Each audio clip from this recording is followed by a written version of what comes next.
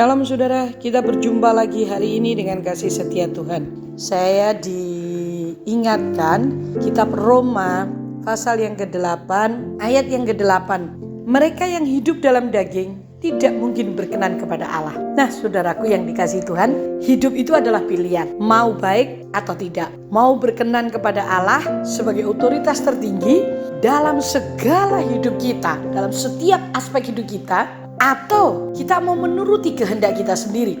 Sejak kita ditebus oleh Tuhan Yesus di atas kayu salib, dosa-dosa kita diampuni, maka sebenarnya Tuhan itu menyerahkan kepada kita untuk kehidupan selanjutnya. Perkara keselamatan Tuhan yang menjamin, tetapi untuk hidup selanjutnya, hidup itu pilihan saudaraku. Mereka yang hidup dalam daging adalah mereka yang hidup menuruti kehendaknya sendiri. Tahukah saudara, seringkali kita tidak sadar bahwa kita menuruti kehendak kita sendiri, menuruti ego sendiri. Ketika kita harus mengasihi, tapi ego kita berkata tidak. Ketika kita harus mempertahankan, kadang-kadang kita ego untuk tidak mau mengalah.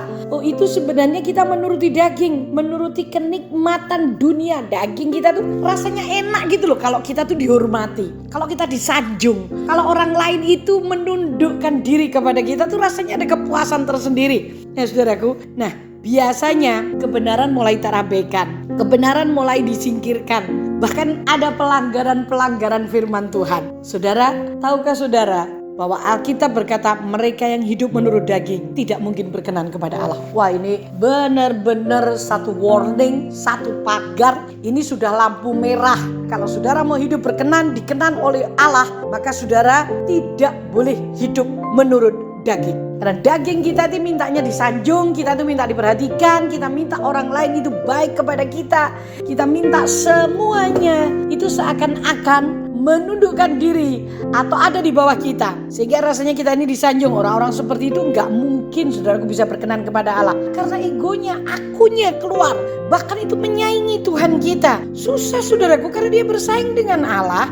Nah, jangan sia-siakan kesempatan yang kita miliki.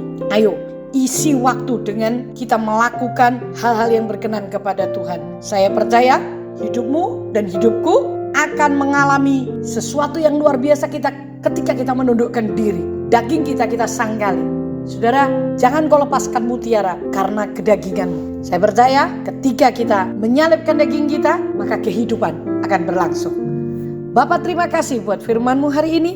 Karena kami tahu ketika kami mengikuti kebenaran firman-Mu, maka daging kami harus tundukkan. Sekalipun berat, tapi sebenarnya itu hanya untuk menyangkali daging kami dan mematikannya.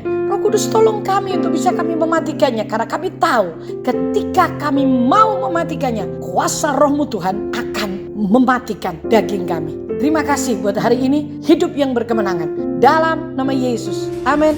Sampai berjumpa, Tuhan memberkati.